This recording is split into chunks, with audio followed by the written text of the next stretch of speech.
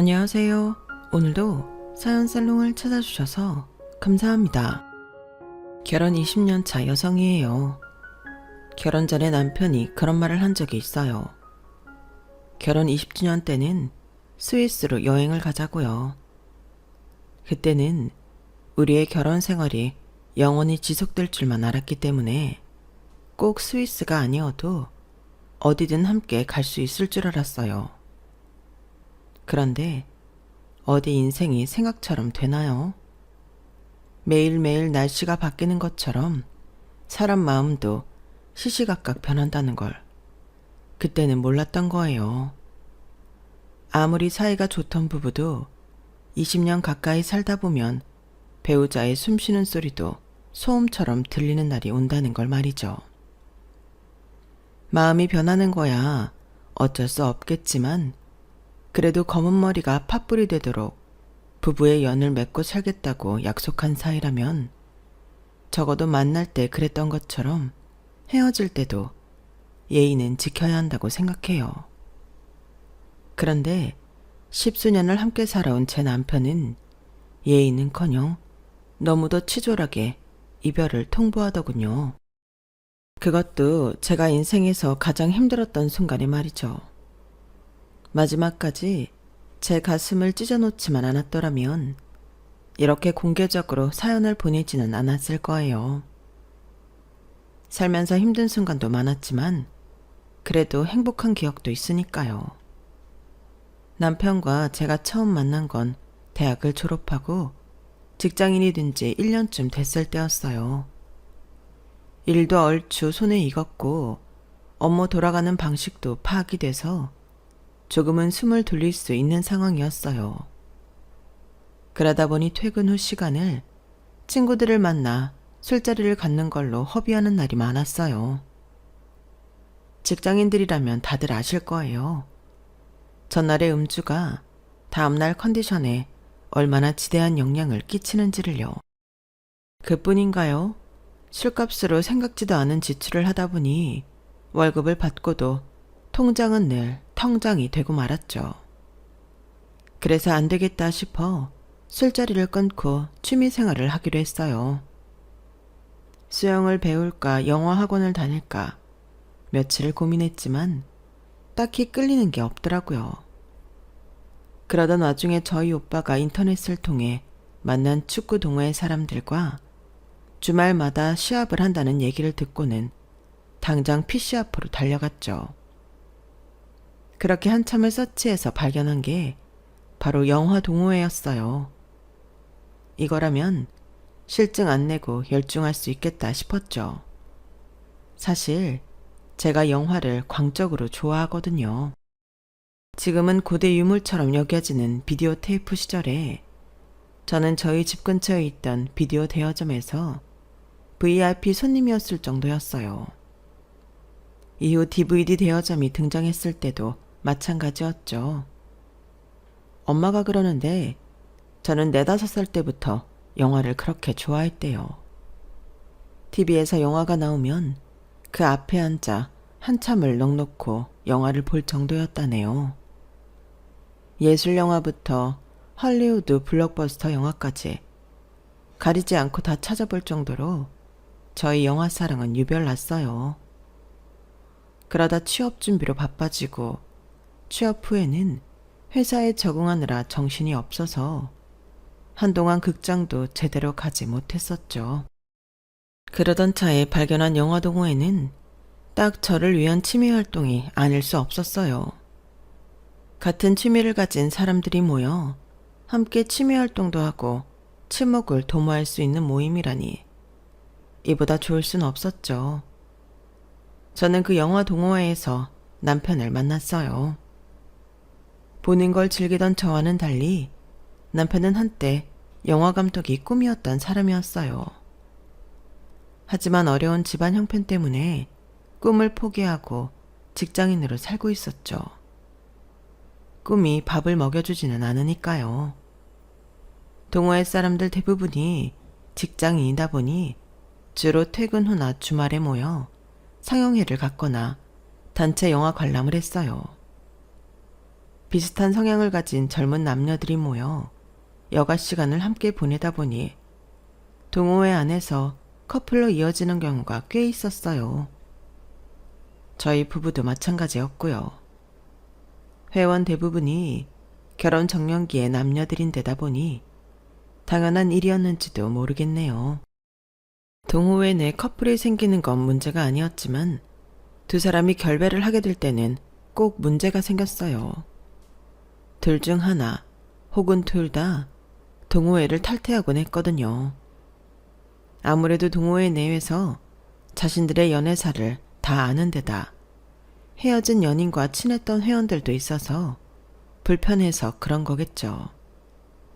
다행히도 저희 부부는 결혼까지 이어진 덕분에 동호회를 탈퇴하지는 않았지만 우리가 결혼식을 올리고 1년도 안 돼서 동호회는 사라지고 말았어요. 남은 회원들의 활동도 저조하고 다들 먹고 사는데 바빠지다 보니 자연스레 그렇게 된 거였죠. 마침 저는 그 무렵 임신 중이어서 동호회 활동이 뜸했던 터라 딱히 아쉽거나 하지는 않았어요. 하지만 남편은 꽤 허전해하더라고요. 남편한테 있어 영화 동호회는 사막의 오아시스 같은 존재였으니까요. 남편이 영화 동호회 활동에 꽤나 의미를 두었던 건 그럴 만한 이유가 있었어요. 남편은 결혼 전까지 시댁의 실질적인 가장이었거든요. 아버님이 일찍 세상을 떠나시는 바람에 홀어머니 밑에서 두 동생들과 함께 살다 보니 장남으로서 일찍 책임감을 깨닫게 된 거였죠. 그런 상황에 자신의 꿈이었던 영화감독이 되겠다고 달려들기는 힘들었을 거예요. 현실과 이상 사이에서 갈등하던 남편한테 영화 동호회는 잠시나마 현실을 잊을 수 있는 유일한 쉼터였던 거죠. 그러니 얼마나 소중했겠어요. 어머님 말로는 중학생 때부터 남편은 우유 배달이며 신문 돌리는 일을 하면서 용돈벌이를 했다고 하더군요. 공부를 꽤 잘했지만 가정 형편 때문에 대학 진학을 포기하고 공장 일을 시작했고 그러다 군 복무를 마치고 돌아와 뒤늦게 수능 시험을 쳐서 야간 대학에 들어갔어요. 성적이 꽤 잘 나와서 굳이 야간 대학에 갈 필요는 없었지만 낮에는 일을 해야 해서 그런 결정을 했다고 하더군요. 다행히 남편네 회사 사장님이 제 남편을 꽤 예뻐하셔서 4년 동안 무사히 대학을 졸업할 수 있었어요. 남편이 처음 그 회사에 들어갈 때는 생산직 직원이었어요. 한마디로 공장 인부였죠. 그러다 군 생활 중에 명문대에 다니는 선임을 통해 대학 진학을 권유받았고 군 생활 동안 선임한테 1:1 과외를 받으며 수능 준비를 할 수 있었어요. 힘든 군 생활 중에 공부까지 하느라 많이 힘들지 않았을까 생각했는데 남편은 오히려 그 반대였다고 하더군요. 수능 공부를 안 했다면 2년이라는 시간이 정말 길게 느껴졌을 거야. 오히려 계획을 세우고 거기에 맞춰 공부를 하다 보니까 시간이 후딱 지나가더라고. 그리고 명문대생한테 공짜 개인과외를 받을 수 있는 기회인데 그걸 어떻게 놓쳐? 그 선임은 잘 살고 있나 모르겠네. 성실한 걸로는 세상 어디 내놔도 빠지지 않을 제 남편은 군 생활도 알차게 보냈더라고요. 대학을 졸업한 후에는 사장님 권유로 자신이 다니던 회사에 사무직으로 재입사를 했어요. 솔직히 더 좋은 회사로 갈 수도 있었는데 자기가 대학 다니는 4년 동안 많이 편의를 봐주신 사장님을 생각해서라도 그럴 수가 없었다고 하더군요. 연애 시절에 남편한테 이런 얘기를 들을 때만 해도 저는 이렇게 부지런하고 의리까지 있는 사람이라면 인생을 걸어도 되겠다는 생각을 했어요. 그래서 가진 거 하나 없는 남자임에도 선뜻 청혼을 받아들였던 거고요. 하지만 결혼식을 올리고 신혼여행에서 돌아온 그날부터 저는 내 선택이 잘못되었다는 걸 깨달을 수 있었어요. 그건 남편 때문이 아니었어요. 바로 시동생 때문이었죠. 신혼여행에서 돌아오던 날, 친정에 먼저 들러 부모님께 인사를 드리고 엄마가 준비해주신 이바지 음식을 들고 시댁으로 향했어요. 미리 어머님께 전화로 상황을 알린 뒤라서 아무 걱정 없이 시댁에 들어갔는데 거실 소파에 삐딱하게 앉아있던 시동생이 대뜸 그러는 거예요. 오후 1시 도착이라더니 지금이 몇 시야? 형수, 그렇게 안 봤는데 사람이 그러는 거 아니에요. 우리 집이 그렇게 만만해 보여요? 형수네 집보다 못 산다고 이렇게 무시해도 되냐고요. 형도 그렇게 살지 마. 결혼한 지 며칠이나 됐다고 벌써부터 여자 치마폭에 쌓여선 처갓집 개노릇이야. 형 온다고 엄마가 아침부터 얼마나 공들여 음식을 했는 줄 알아? 여자 하나 잘못 들어오면 집안이 망한다더니 우리 집이 딱 그 꼴 나겠네. 형서가, 너 무슨 말을 그렇게 하니? 처가에 먼저 들리긴 했지만 인사만 드리고 바로 왔어. 이바지 음식 준비해 놓으셨다고 해서 그거 받으러 간 거라고.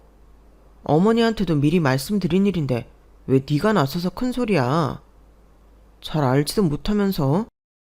남편은 슬쩍 제 눈치를 보더니 시동생을 나무랐어요. 하지만 시동생은 자기 형 말조차도 믿으려 하지 않더군요. 끝까지 성질을 내고 대들다가 자기 방으로 들어가 버렸어요.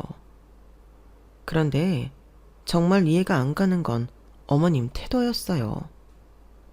저희가 제 친정에 들렀다 온다고 미리 말씀을 드렸고 허락까지 하셨으면서 시동생한테 그런 말을 전하지 않은 것도 그렇고 시동생 앞에서 마치 당신이 피해자인 것처럼 처량한 표정을 하고 계셨다는 거죠.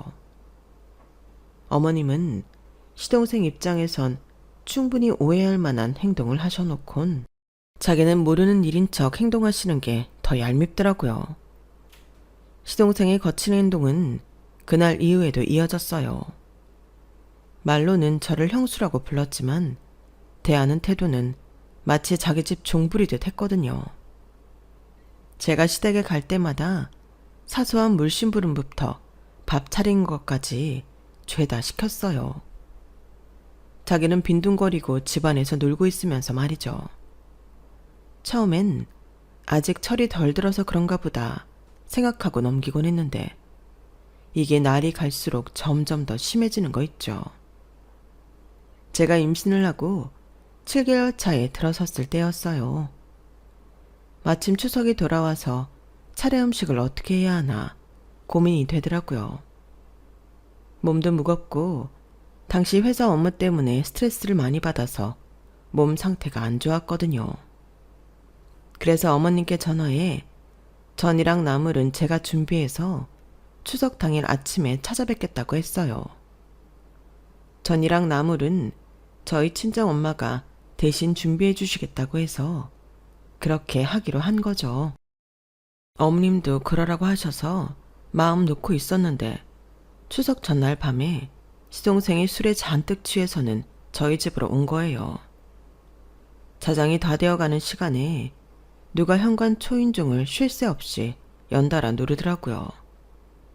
저는 놀라서 잠에서 깼고 남편을 깨워 나가보라고 했어요.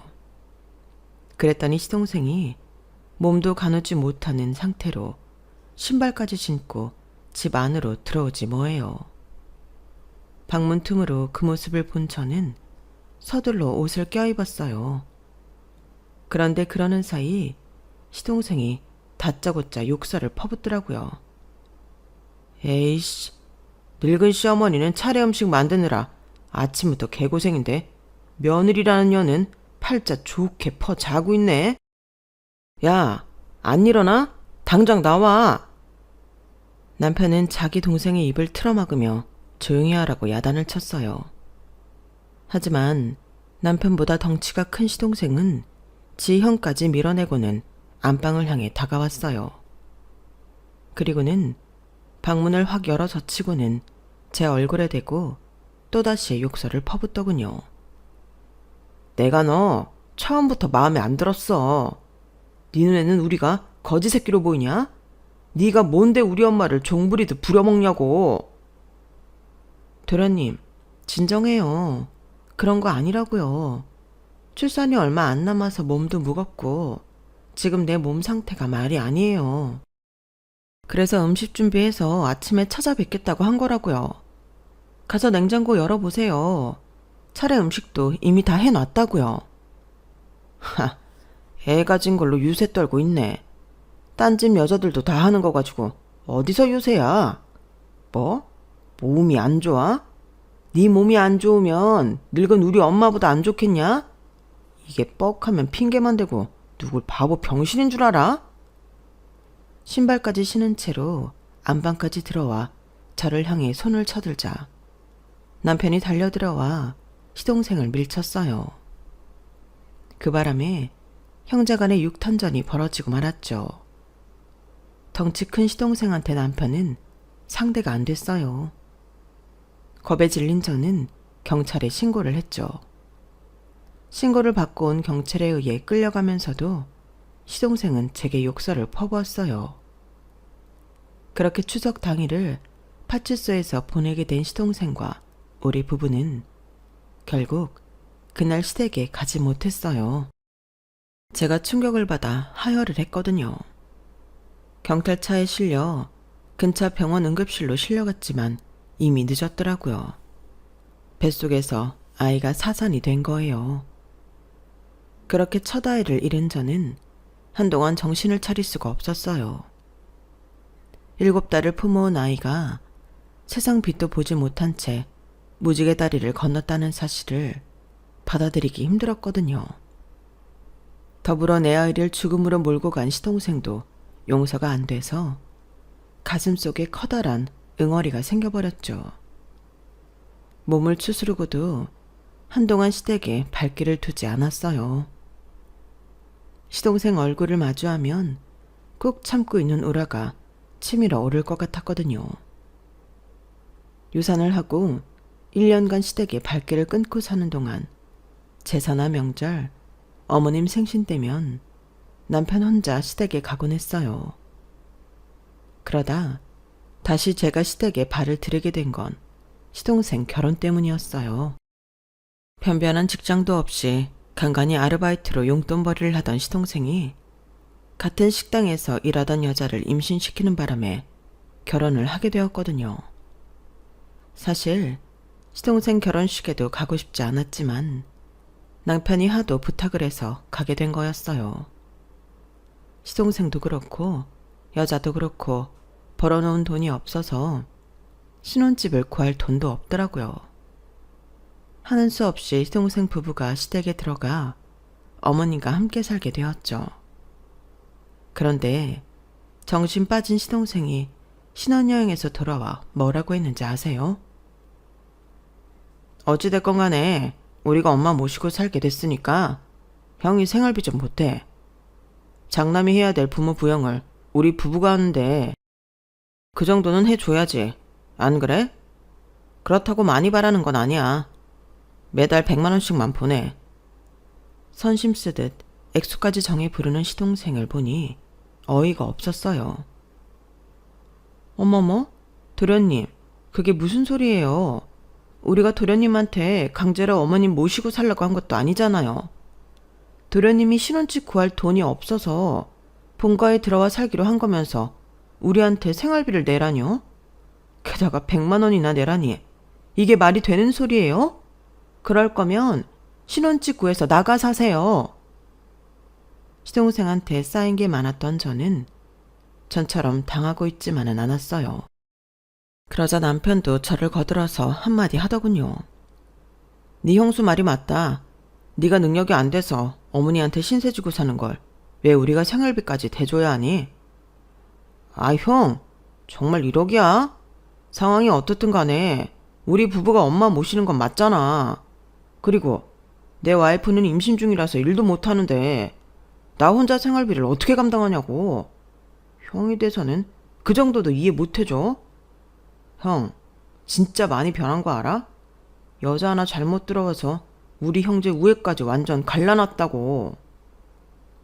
시동생은 말도 안 되는 궤변을 늘어놓으며 생활비를 달라고 떼를 썼지만 남편도 저도 그럴 생각이 없었어요. 그래서 그런지 시동생의 트집은 전보다 더 심해졌어요. 남편한테도 그랬지만 1년 만에 시댁의 발걸음을 하기 시작한 저한테는 특히 더 심했어요. 한 번은 구정 전날 명절 음식을 준비하려고 장을 봐서 시댁에 갔더니 동서가 소파에 누워 TV를 보고 있더라고요. 임신 중이라고는 해도 아직 4개월 차라서 간단한 일 정도는 도와줄 줄 알았는데 TV 앞에서 꼼짝도 않고 있는 거예요. 그래서 동서한테 쪽파 좀 다듬어 달라고 했더니 뭐라는 줄 아세요? 형님, 저 임신한 거 모르세요? 형님은 유산까지 해본 사람이 임산부한테 일 시키면 안 되죠. 근데 장 보면서 먹을 건 안 사왔어요? 나 순대 먹고 싶은데. 형님도 참. 시장에 들렀다 올 거면 전화라도 좀 해주지 그랬어요. 그랬으면 떡볶이랑 순대 좀 사다 달라고 했을 텐데 말이에요. 이따 아주버님도 오시죠? 그럼 형님이 올 때 떡볶이랑 순대 좀 사오라고 해주세요. 형님도 아시죠? 임신 중에 먹고 싶은 거 못 먹으면 병 나는 거. 부탁 좀 할게요. 그리고는 과자를 먹으며 TV를 보더라고요. 그 꼴을 보니 어이가 없어서 가만히 있을 수가 없더라고요. 그래서 한마디 했죠. 동서, 아무리 임신 중이라고 해도 이건 너무하잖아. TV 보면서 쪽파 좀 다듬는 게 그렇게 힘들어? 내가 어려운 거 시키는 게 아니잖아. 그때였어요. 작은 방문이 확 열리더니 시동생이 인상을 쓰고 나오더라고요. 아이씨, 일 좀 한다고 더럽게 유세 떠네. 형수는 인간이 왜 그래요? 그깟 쪽파 다듬는 거 형수가 하면 안 돼요? 왜 임신한 내 와이프 일 못 시켜서 난리냐고요. 왜? 형수는 못 낳는 자식 내 와이프가 먼저 낳을까봐 샘나서 그래요? 그래서 우리 애도 유산시키고 싶어서 그러냐고요. 심보 좀 곱게 쓰세요. 그러니 유산이 나지. 그 말을 듣는데 순간 눈이 확 뒤집어졌어요. 그래서 손에 들고 있던 쪽파단으로 시동생 뺨을 때려버렸어요. 그러고도 성이 안 풀려서 장바구니 안에 든 명태포로 시동생 머리를 마구 내리쳤어요. 그걸 말이라고 해? 내가 누구 때문에 유산을 했는데. 그간 말 안 하고 꾹 참고 있으니까 네 놈이 버린 짓 다 잊고 사는 줄 알아? 임신 7개월 된 나한테 명절 음식 안 맞는다고 술 처먹고 와서 행패 부린 거 기억 안 나냐고.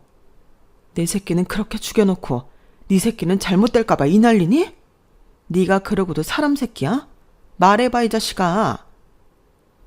거의 반쯤 정신이 나간 저는 가슴을 움켜쥐고 울분을 터뜨렸어요. 마침 그때 현관을 들어서던 남편이 제 모습을 보고는 달려와 쉬무업을 하라며 등을 쓰다듬어 주었어요.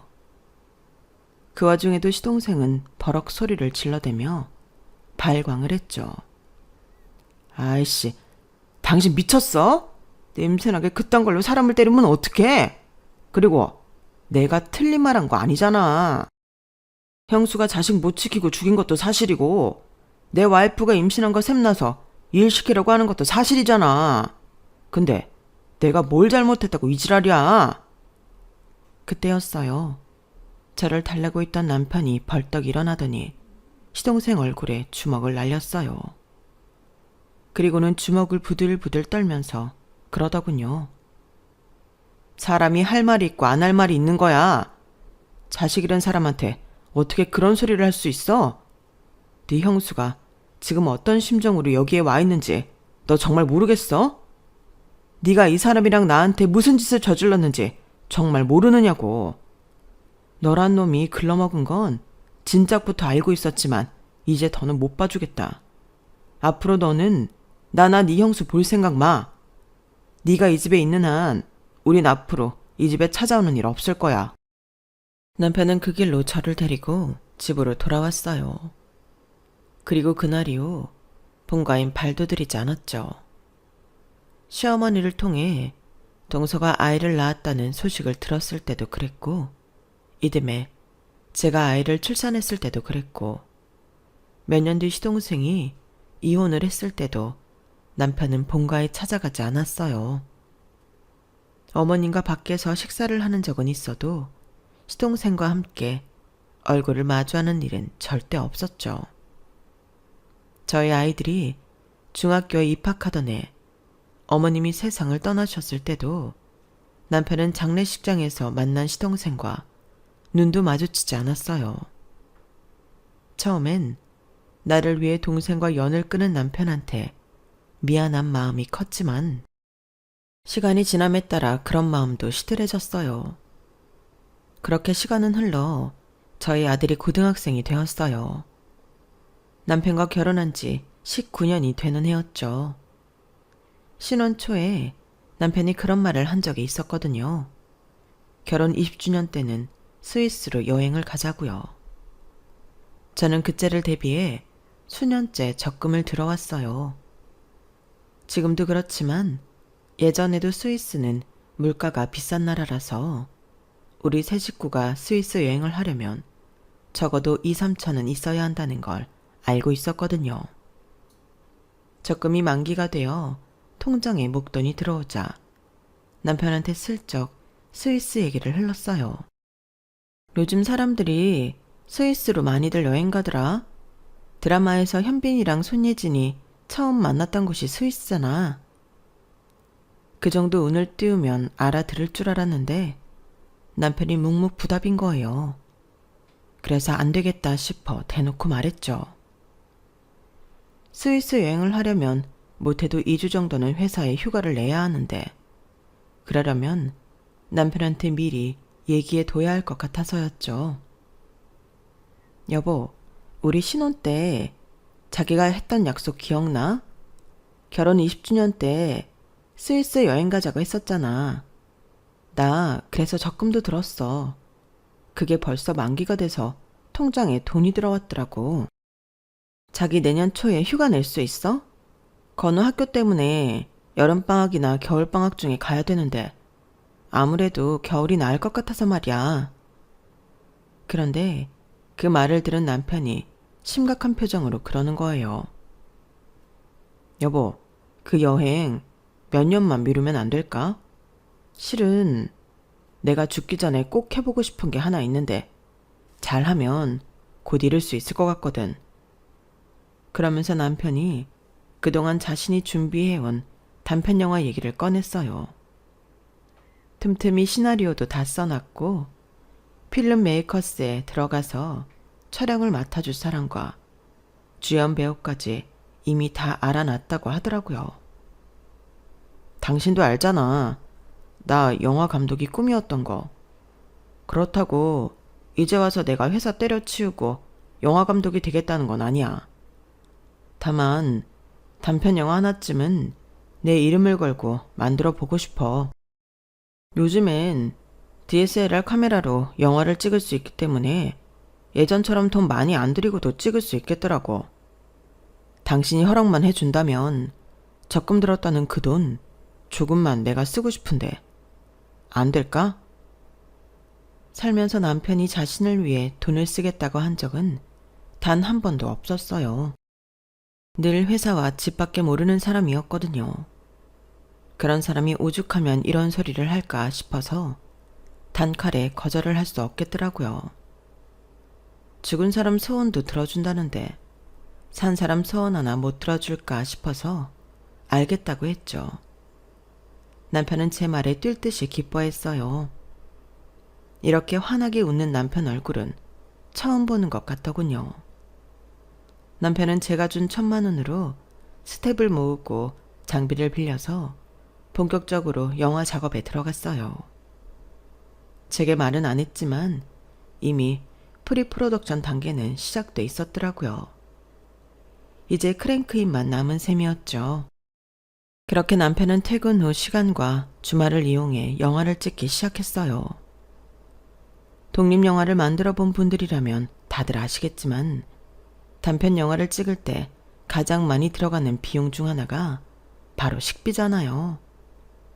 주말에 이른 아침부터 촬영을 시작하면 밤까지 꼬박 3끼를 다 챙겨야 해서 식비도 만만치 않았어요. 그래서 제가 아침에 김밥과 장국을 만들어서 남편 촬영장으로 찾아갔어요. 가보니 이제 갓 성인이 된 듯한 젊은 친구들 사이에서 남편이 고군분투하고 있더라고요. 제가 들고 간 김밥으로 아침을 해결한 젊은 스태프와 배우들은 잠깐 휴식 시간을 갖게 되었어요. 그런데 유독 여배우 하나가 제 남편 곁에 달라붙어서는 떨어질 줄을 모르는 거예요. 아무리 감독과 여배우라고는 해도 너무 밀접한 게 아닌가 생각될 정도였죠. 게다가 감독의 부인인 제가 현장에 와 있는데도 말이에요. 잠깐의 휴식 시간이 끝나고 다시 촬영이 재개돼서 저는 조용히 현장을 빠져나와 집으로 돌아왔어요. 집에 돌아와서도 아까 봤던 여배우의 농밀한 스킨십이 머릿속을 떠나지 않았어요. 20살 가까이 차이가 나는 여자애가 40이 넘은 아저씨한테 연애 감정을 느끼지는 않을 거라고 애써 불안한 마음을 누르면서도 혹시라는 생각을 지울 수는 없었어요. 그래서 밤늦게 촬영을 마치고 돌아온 남편한테 은근히 떠봤어요. 아까 보니까 어린 여배우가 자기한테 꽤 꼬리를 치는 것 같더라. 늑다리 아저씨가 이게 웬 횡재래? 그러자 남편이 인상을 팍 쓰며 그러는 거예요. 당신은 그런 쪽으로밖에 생각 못해? 내가 지금 어린애랑 연애질이나 하자고 아침부터 나가서 이러고 있는 줄 알아? TV로 맨 막장 드라마나 보니까 사고가 그렇게 돌아가는 거잖아. 제발 영화든 드라마든 가려가면서 봐. 질 떨어지는 짓 그만하고. 정색하는 남편을 보니 별일 없을 거라는 생각이 들었어요. 그래서 마음을 놓고 있었는데 글이 있고 불과 3개월 뒤 제 발등을 찍는 사건이 일어났지 뭐예요. 뭐? 이혼을 하자고? 당신 지금 그걸 말이라고 해? 내가 전에 물었을 때는 그 기집애랑 아무 사이도 아니라고 했잖아. 그래놓고는 어떻게 몇 달 사이에 사람이 이렇게 변해? 어떻게 자기보다 15살이나 어린애한테 빠져서 이혼하자는 소리를 하냐고. 당신한테는 미안하다는 말밖엔 할 게 없어. 그런데 여보, 나 이런 감정 태어나서 처음이야. 나한테 이런 영화 같은 사랑이 찾아오게 될 줄 정말 몰랐다고. 당신이 그렇게 이혼하기 싫다면 안 해도 좋아. 대신 나 그 애랑 살아보고 싶어. 우린 서로 많이 사랑한다고. 제발 부탁이야, 여보. 영화 촬영을 하면서 사랑에 빠졌다는 여자는 제가 촬영장에 가서 봤던 그 여배우였어요. 아직 대학생인 그 여자는 자기는 첩이라도 좋으니까 제 남편이랑 살고 싶다고 했다지 뭐예요. 건방지게도 제게 문자까지 해서는 남편을 놔달라고 그러더라고요. 세상이 어떻게 돌아가는 건지, 어떻게 내 연녀가 이렇게 당당할 수가 있는 거죠? 요즘 말로 MZ세대는 다 이런 건가요? 이혼은 절대 안 된다는 제 말에 남편은 결국 짐을 싸들고 집을 나갔어요. 그리고 그달부터 월급 통장까지 바꾸고 집에는 1,000원짜리 한 장 보내주지 않았어요. 이런 놈한테 평생 소원 풀라고 영화 찍을 자금까지 대주다니 내가 미친년이다 싶더라고요. 남편 때문에 하도 신경을 써서 그런가 정수리부터 왼쪽 눈을 포함해 왼쪽 뺨까지 전기가 흐르는 것처럼 찌릿했어요. 처음엔 잠깐 그러다가 말더니 통증이 찾아오는 빈도수가 점점 많아지고 주기도 더 빨라졌어요. 그러다 보니 손으로 왼쪽 얼굴을 감싸쥐고 통증을 참는 일이 많아졌어요. 그걸 본 아들은 아무래도 그냥 넘길 일이 아닌 것 같다며 같이 병원에 가자고 하더군요. 남편이 어린 여자한테 빠져 집을 나간 이후 아들 녀석은 전보다 더 제게 신경을 썼어요. 마치 아빠 대신 자기라도 엄마를 지켜야 한다는 사명감을 느끼는 것처럼 말이죠. 하도 아들이 닥달을 해서 아들과 함께 병원에 가기로 했어요. 집 근처에 있는 내과에 가서 상태를 말하고 엑스레이를 찍었죠. 그랬더니 의사가 대뜸 그러는 거예요. 이거는 CT를 찍어 봐야겠는데요. 저희 병원엔 기계가 없으니까 제가 알려드리는 곳에 가서 CT를 찍어 오세요. 사진을 보고 그때 다시 말씀드릴게요. 의사가 알려준 곳은 전문적으로 CT와 MRI를 찍어주는 병원이었어요. 거기서 찍은 CT를 가지고 다시 병원에 왔더니 의사가 필름을 보고는 심각한 표정이 되더라고요. 조직 검사를 해봐야 해서 아직 정확하지는 않지만 뇌종양이 의심된다고 했어요. 사진으로 봐서는 꽤 진행된 것 같다고 말이죠. 아무래도 대학병원에 가서 검사를 받아보는 게 좋겠다며 연계해서 대학병원에 예약을 해주겠다고 했어요. 그 말을 듣는데 나도 모르게 눈물이 나더라고요. 믿었던 남편한테 버림받은 것도 모자라 뇌종양이라니. 내 인생이 왜 이 모양인가 싶었죠. 그렇게 무거운 마음으로 집으로 돌아오는데 아들이 제 손을 꼭 잡고는 지레 겁먹지 말라고 하더군요. 요즘은 의술이 발달해서 암도 쉽게 고치는데 그깟 종양 하나 못 떼어내겠냐면서요. 저도 그렇게 믿고는 싶었지만 만에 하나라도 잘못된다면 우리 아들은 어쩌나 걱정이 되더라고요. 집에 돌아와 회사에 휴가를 내고 대학병원에 예약한 날짜를 기다리고 있었어요. 마치 사형 선고를 기다리는 죄수처럼 불안이 떠나지를 않더라고요. 그런데 그날 밤 남편이 집으로 돌아온 거예요.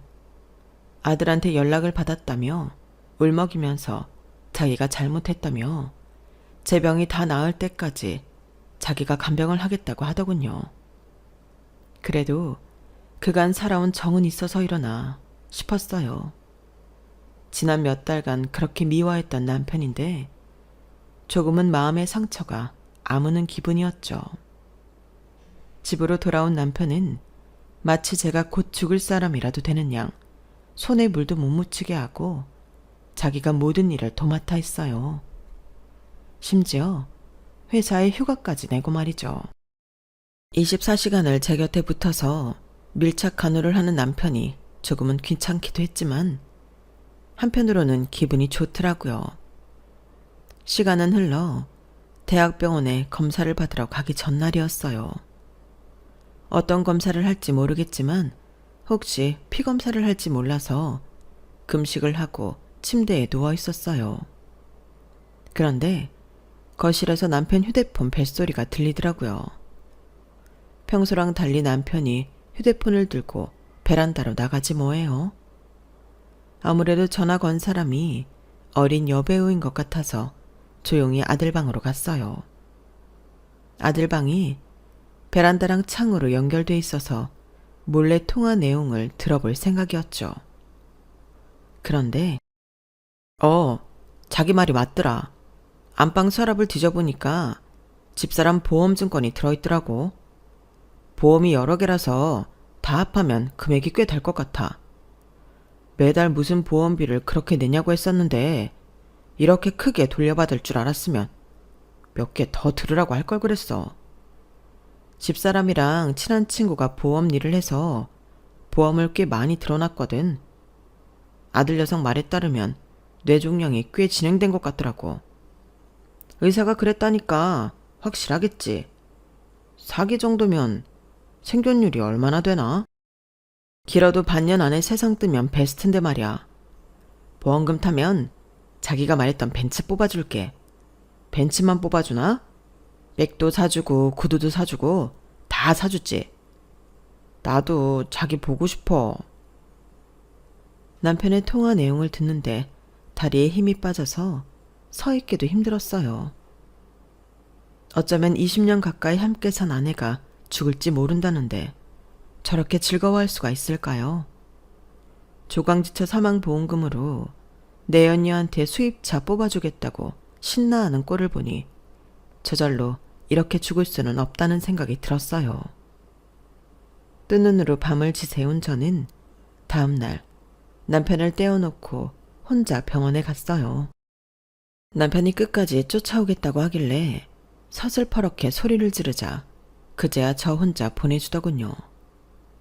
병원에 도착해 담당 의사와 간단한 면담을 하고 피검사를 진행했어요. 전날 금식을 하고 오길 잘했더라고요. 검사 결과가 나올 때까지 병원에서 기다리는데 정말 피가 마르는 것 같더라고요. 드디어 결과가 나왔다는 문자가 떠서 다시 담당 의사와 상담을 했어요. 그런데 그럼 뇌종양이 아닌 건가요? 뇌종양은 맞습니다만 악성이 아니라 양성입니다. 뇌수막종이라고 하죠. 사이즈가 크기는 하지만 위치가 괜찮아서 약물 치료를 하는 게 좋을 것 같네요. 걱정 많이 하셨죠? 안심하세요. 그 말을 들으니 요 며칠 가슴을 꾹 누르고 있던 돌덩이가 순식간에 사라진 기분이 들었어요. 하늘이 나를 버리지는 않았구나 싶었죠.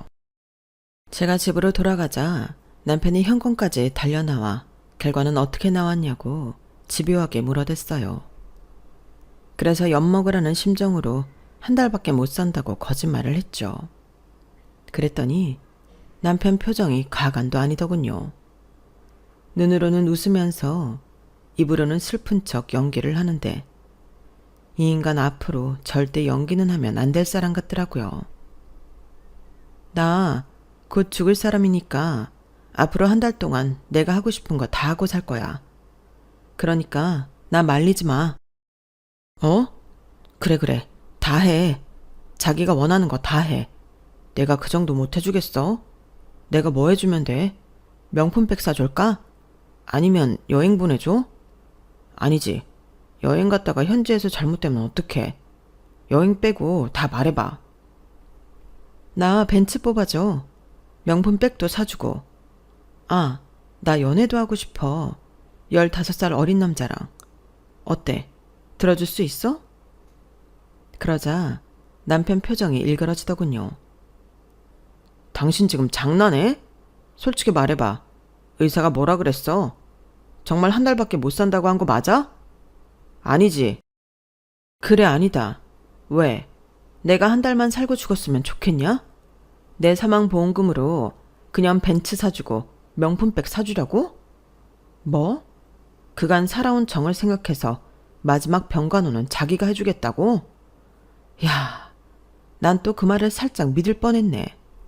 나 죽고 나올 사망보험금 챙기러 온 도둑놈한테 속을 뻔했어.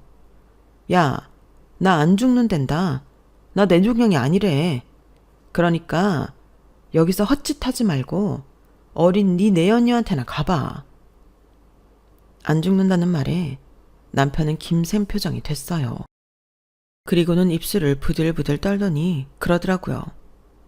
당신 앞으로 이혼 서류 보낼 테니까 도장 찍어놔. 알았어?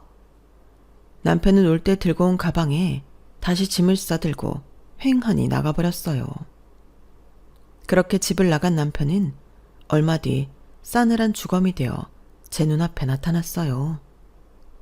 나중에 남편 친구를 통해 얘기를 들어보니 내가 뇌종양이 아니라는 사실을 내 언니한테 말했다가 이별 통보를 받았다고 하더군요. 어린 여자한테 몸과 마음과 가지고 있던 돈까지 탈탈 털어주었던 남편은 끝내 버림을 받자 시리에 빠져 술을 퍼마셨고 건너편에서 신호위반을 하고 달려오던 승용차에 치여 세상을 떠나고 만 거였죠.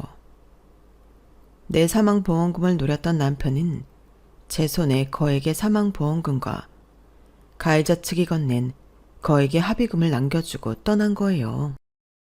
마지막까지 제게 추한 꼴을 보이지 않았더라면 남편의 죽음 앞에 눈물이라도 흘렸겠지만 너무도 큰 상처를 입어서 그런가 장례식 내내 눈물 한 방울도 안 나더라고요. 남편과 어이없게 사별한 저는 지금 뇌수막종 치료를 받고 있어요. 그런 저를 살뜰하게 보살펴주는 아들을 생각하면 힘든 약물 치료도 제겐 아무것도 아니다 싶어요. 꼭 완치해서 사랑하는 내 아들과 행복하게 살고 싶다는 생각으로 오늘 하루도 꿋꿋하게 버티고 있답니다. 그래서 완치하는 그날 아들 손을 잡고 스위스로 여행을 떠날 생각입니다. 이거야말로 남편에 대한 최고의 복수가 아닐까요? 남은 여생 더 행복하고 싶습니다. 지금까지 제 사연을 들어주셔서 감사합니다. 건강이 정말 최고예요. 꼭 건강하세요. 여러분, 사연 댓글에 응원과 현명한 조언 부탁드려요. 좋아요와 구독은 저에게 큰 힘이 됩니다. 오늘도 좋은 일 가득하세요.